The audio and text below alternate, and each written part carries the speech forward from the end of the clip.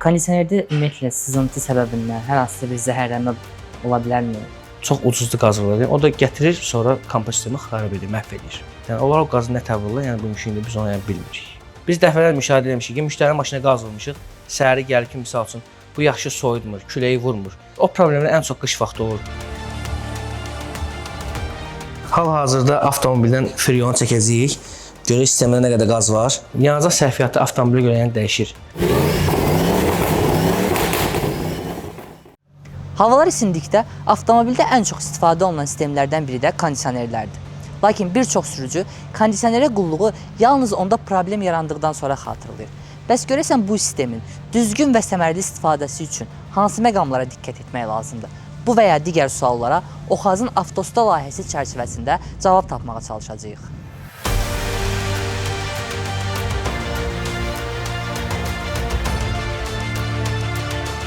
Usta, xoş gördük. Artıq yay fəslidir və yay fəslində təbii ki, avtomobilləri kondisionersiz təsəvvür etmək mümkün deyil. Mütləq şəkildə. Yayın gəlişi ilə niyə kondisionerlərə mütləq şəkildə baxış keçirilməlidir? Çünki maşını yaya hazırlamaq lazımdır ki, qızmar istidə, qızmar günəş altında, yəni maşın tam soyuq olsun ki, avtomobil sürücüsü tam maşını rahat sərbəst idarə edə bilsin ki, istidə maşın sərin olmalıdır. Usta, bəs kondisionerə baxış keçirilərkən ilkin məqamda nəyə diqqət etmək lazımdır? İlk öncə maşını ustanın yanına aparanda usta nəyə diqqət yetirməlidir? Sistemin təmizliyinə diqqət yetirməlidir ki, sistem tam təmizdir, strujka yoxdur, sistemdə qaralıq yoxdursa, qaz azsa, qaz davam edib müştərini tam yola sala bilər. Kondisionerin qazı hər il doldurulmalıdır fikri formalaşıb bir çox insanda. Bu nə dərəcədə doğrudur? Əgər sistemdə bir sızıntı azalan bir yer yoxdursa, əslində yəni freon dəyişməyə ehtiyac yoxdur. Yəni sistemə təmiz freon, yaxşı freon vurulubsa. Yox, əgər ucuzlu freon vurulubsa, o ki artıq sistemdə yəni problem yarada bilər. Kompressorun ömründən gedir, TRV-ni xarab eləyir, belə şeylər sistemdə qaraltı verir. Qeyd etdiyiniz problemlər olmadıqda, bəs normal işləyən sistemdə freon azala bilərmi? Xeyr, yəni heç bir axıntı sızıntı yoxdursa, yəni freon heç yandan axıda bilməz. Yəni freon öz-özünə azalan bir şey deyil. Sistemdə yəni sızıntı olmalı ki, freon sistemdən azalsın. Bəzi hallarda rastlaşır ki, sürücü avtomobilin içində dünyasını dəyişir, zəhərlənmədən və s. Kondisionerdə ümumiyyətlə sızıntı səbəbindən hər hansı bir zəhərlənmə ola bilərmi?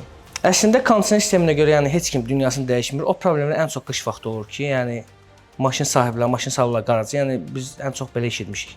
Yəni praktikamızda belə görmüşük ki, maşın salırlar qapalı bir məkana, peçi xotlayırlar, uzanırlar içində, peç özü yəni insana yuxu gətirir.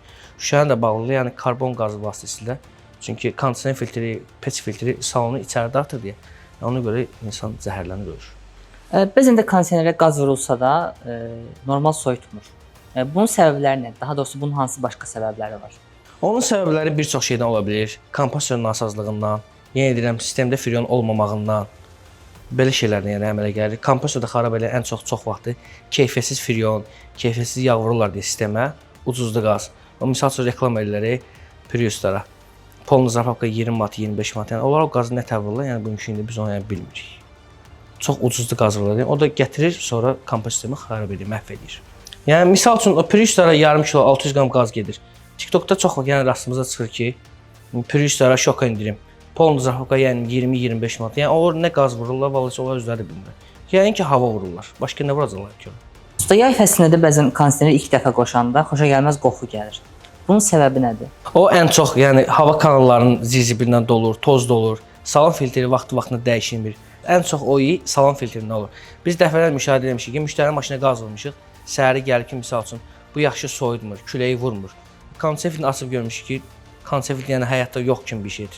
Müştəri demiş ki, kondisioner nə vaxt dəyişmirsən? Deyir, vallahi yadımdan çıxıb bir şey. Hamısı yəni elə şeylərdir. Onlar da yəni insan sağlığına yəni birbaşa ziyandır. Məsləhətdir ki, ildə bir kərə, 2 ildən bir, 6 aydan bir misal üçün baxın maşın nə qədər sürülür ki, kondisioner sisteminin yəni buxarını, kimyəvi maddələrini sistemi təmizləmək ki, soyuq maşını 2 dəfə xotlayanda kondisioner sistemindən xoşagəlməz gəlməsin. Çünki insan sağlığı üçün ziyandır. Filtrini dəyişməyə, yəni müştərinin maşını idarə etməsi nasıldır? Bu 6 ay, 1 il aralığında yəni dəyişir. Yəni 1 ildən çox dəyişmək yəni məsləhət deyil, tez dəyişilməlidir. Bir də günəş altında qalan bəzi avtomobillər var ki, maşını saxlayırıq və bir neçə saatdan sonra günəş altında qalan avtomobillər əyləşir və kondisioneri işə salır. Ümumiyyətlə həmin avtomobilə əyləşərkən kondisioneri işə salmaq nə dərəcədə doğrudur? Dizel və yaxud benzin və yaxud yəni hibrid avtomobillərində maşına oturan kimi kondisioner qoşmanın heç bir yəni bir ziyanı yoxdur avtomobilə. Oturdunsa yəni rahat qoşa bilərsən. Bəs kondisioneri işlətmək, kondisionerdən istifadə yanacaq sərfiyyatına necə təsir edir? Yanacaq sərfiyyatı avtomobilə görə yəni dəyişir. Bu 1 litr də ola bilər, 2 litr də ola bilər, yarım litr də ola bilər. O baxır maşına, maşının mühərrikinin at gücünə, mühərrikinin neçə motor olduğuna yəni baxır. Bəs mühərriki söndürməzdən əvvəl kondisioneri söndürmək nə dərəcədə vacibdir? Bu kompresora necə təsir edir? Əslində mühərriki söndürməzdən əvvəl kondisioneri söndürməyin yəni elə bir güclü bir fərq eləyir, amma söndürülsə daha yaxşı olur. İndi isə keçək praktik mərhələyə və görək avtomobildəki kondisionerdə hansı problemlər var və bunu necə həll etmək olar.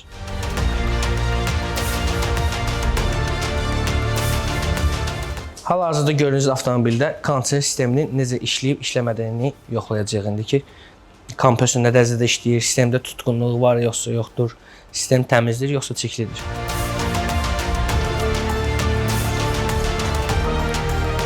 Hal-hazırda avtomobildən freonu çəkəcəyik. Görək sistemdə nə qədər qaz var.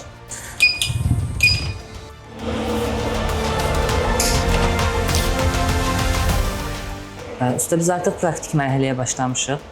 Kondisionerdə problem olduğunu necə müəyyənləşdiririk? Hansı məqamlara diqqət edirik? Kondisioner sistemində problem olub-olmadığını ilk öncə biz xüsusi avadanlıq vasitəsilə yoxlayırıq ki, yəni aşağı təzyiq, yuxarı təzyiqə baxdıqda təyin edə bilirik ki, sistem tam düzgün işləyir, yoxsa sistemdə problem var.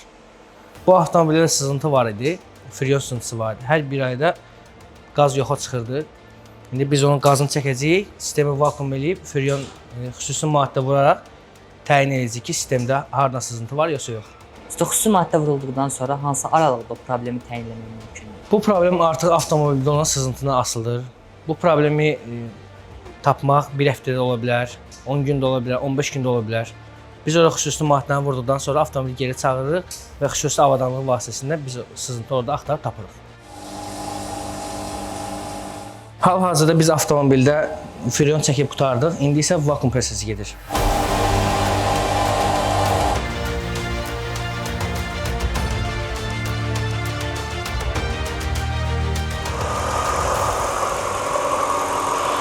Avtomobilimizdə qaz sızıntısı var idi, biz onu aradan qaldırdıq. Sadəcə bu proses servisimizin özəl prosesi olduğuna görə biz bu prosesi göstərə bilmirik.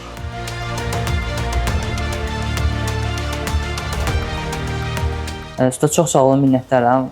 Siz praktik şəkildə avtomobilin kondisioneri üzərində bütün detalları bizə göstərdiniz və inanıram ki, izləyicilərimiz də bundan faydalanacaq. Minnətdaram.